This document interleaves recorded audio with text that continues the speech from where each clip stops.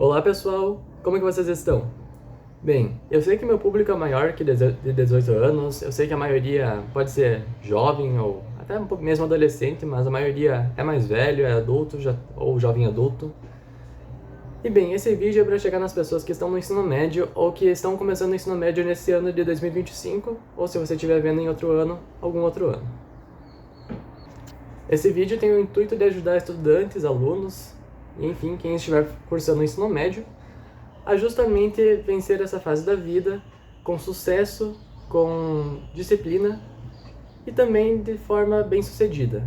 Porque muitos alunos do ensino médio passam pelo ensino médio sem tirar lições ou, no mínimo, algum aprendizado, e eu sinto que é necessário alguns hábitos para a gente chegar a esse ponto lá no terceiro ano, lá no vestibular, lá no Enem.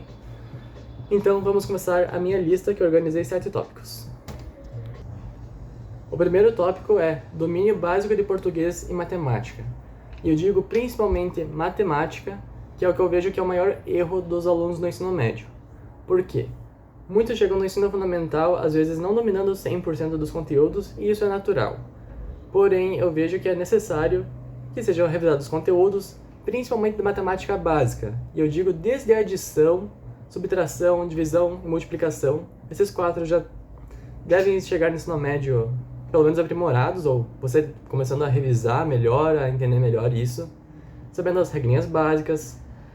Aliás, uma grande dica, estude esses conteúdos às vezes específicos, como radiciação, potência, números racionais, números naturais, coisas básicas mesmo, ou até mesmo contas com vírgula, que é um grande monstro dos alunos do ensino médio. E também evitar usar a calculadora, porque a calculadora vai ferrar com os teus conhecimentos matemáticos. Porque você vai ver a conta sendo feita ali sem tu nem fazer, e tu não sabe qual que é o processo, qual que é o 5 vezes 2, onde que vai a vírgula, por que deu aquele 0,33333 infinito.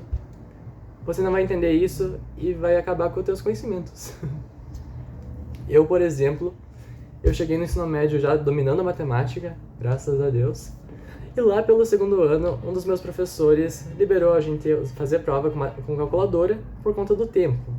Só que isso foi uma grande merda da minha vida, porque eu acabei me acostumando a usar a calculadora nessas provas, nessas avaliações. Às vezes eu, por simplesmente desleixo, comecei a usar a calculadora e meus conhecimentos matemáticos aos poucos foram ficando mais lerdos. Atualmente é mais ou menos, porque eu evitei ao máximo nesse último ano, de terceiro ano, a usar a usar a calculadora. E isso também me ajuda bastante no Enem, no vestibular, e na hora de fazer uma conta rápida, fazer as contas de cabeça. Aliás, pratique contas de cabeça, é muito bom. E a parte do português, eu digo para você focar em interpretação de texto, que em seguida já vem no segundo tópico sobre leitura. Aprimorar suas habilidades de escrita, entender como que funciona a tua escrita, qual que é o teu estilo, o que falta na tua escrita para ela ficar boa, se ela fica clara, se ela tá ruim, porque depois lá no Enem ou no vestibular, tu vai ter redação, tu vai ter que escrever uma resenha para a escola, tu vai ter que escrever algum outro texto também para a escola, para alguma disciplina, elaborar algum slide de geografia, de história. Perdão, eu moro na frente da avenida, então vai ter alguns barulhos urbanos. Mas a tua escrita é fundamental para tu passar pelo ensino médio com sucesso. Como eu vinha comentando, o segundo tópico diz respeito à leitura. E por que eu digo leitura? Pois esse é um hábito que a maioria dos jovens não tem e que eu acho que falta bastante, principalmente na nossa geração, no caso a minha geração Z, mas a tua pode ser a geração, acho que é a alfa depois da minha, mas enfim. Ela falta bastante porque as pessoas estão cada vez mais acostumando o cérebro a coisas rápidas, como, por exemplo, o TikTok, o Reels no Instagram, redes sociais. Tudo é muito rápido e teu cérebro ele não para um pouquinho para raciocinar aquele assunto, a dar atenção a algum assunto específico. E chegam 1 milhão de assuntos até você e você não domina nenhum. E quando eu falo de leitura, não é sobre as leituras chatas, aqueles livros que tu não entende nada.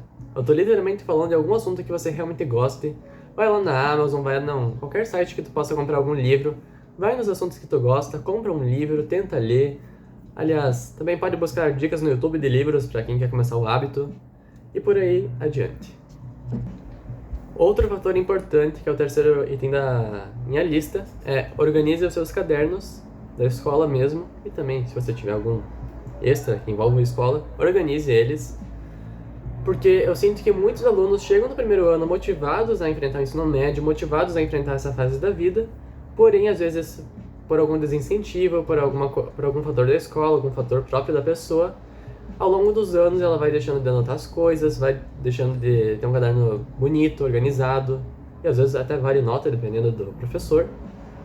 E isso vai somando numa bola de neve que às vezes pode ter dificuldade na tua aprovação, no modo como você raciocina, porque quando você anota, você está fixando o conteúdo.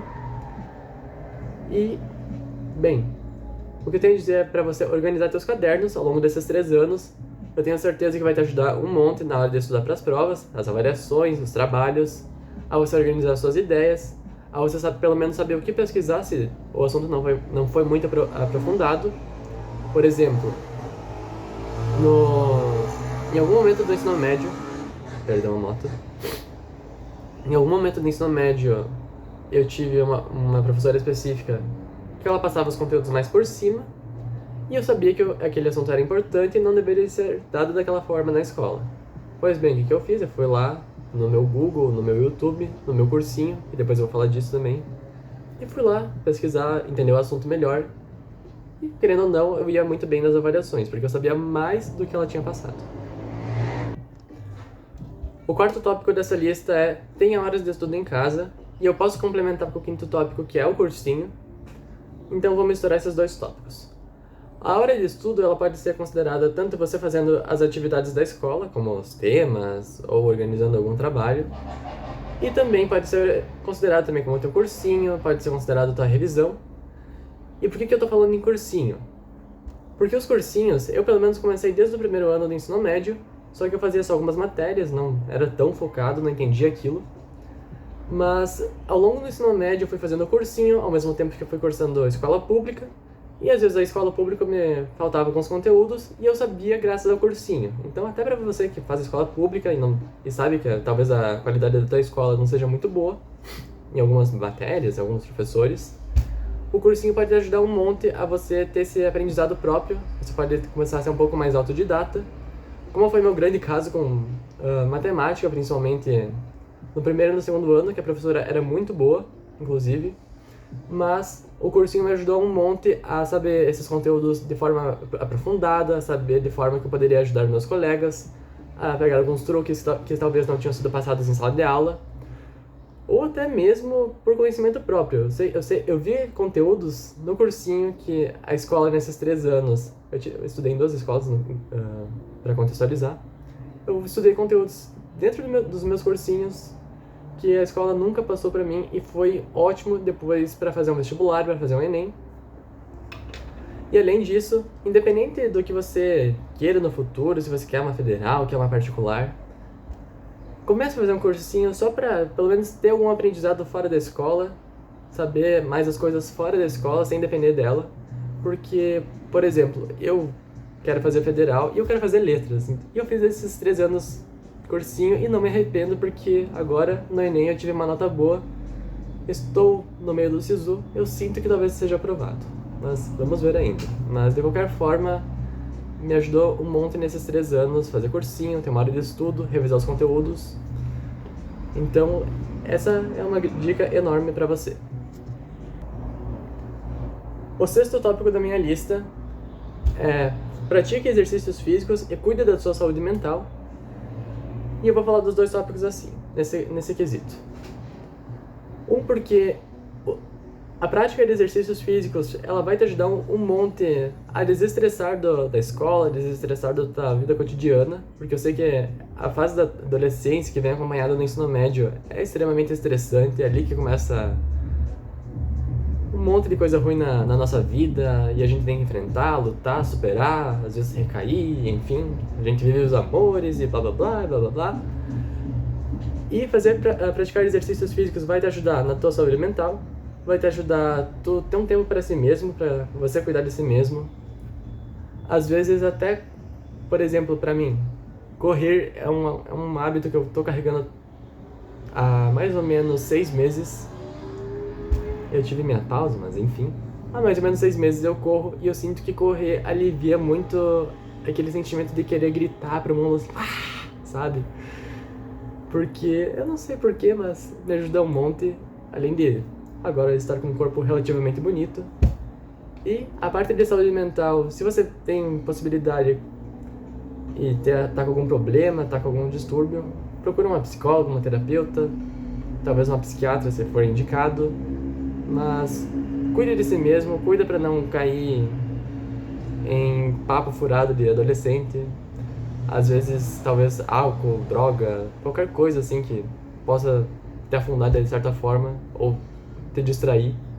Evite essas coisas. Eu, por exemplo, fui experimentar álcool mesmo com 17 no 3º ano e não sou de beber ainda tanto. Então, enfim, evite coisas que podem te prejudicar de alguma forma. E por último, e talvez o mais importante, mas também não pode ser, eu acho que é importante demais, não quero criar nenhuma hierarquia entre os tópicos, tenha momentos de lazer. E momentos de lazer eu digo literalmente você não pensar em estudar, dar folga pra tua cabeça, pode ser dormir, pode ser jogar um jogo na internet, pode ser sair com os amigos, ir pra uma festa, se divertir da forma que tu quiser, ter algum hobby. Por exemplo, o meu grande hobby é a escrita, eu sou apaixonado em escrever e agora eu tô até fazendo um curso de design que não tem nada a ver, mas tá sendo um hobby muito gostoso de ter e que de certa forma me alivia. Pratique arte, tenha hobbies e tenta desligar mais a tua cabeça. Principalmente não usa teu tempo de lazer pra Instagram, TikTok, Twitter. Eu já saí do Twitter agora, então às vezes eu esqueço. Mas tem atividades de lazer saudáveis que podem te ajudar, que não te deixem ansioso ou ansiosa, enfim. Tenha respeito com o teu cansaço, respeito com os teus limites, porque eu sei que às vezes forçando a barra você pode acabar desenvolvendo algum transtorno mental, como toque, pode ser burnout até, que é muito comum também agora em adolescentes, no quesito de estudo. Eu quase tive, mas toque eu tive no início da minha adolescência por sempre estar focado demais em estudo e pirado com o tema de casa. Então, tenha momentos de lazer, respeite teus limites, teu cansaço, tua saúde, teus relacionamentos.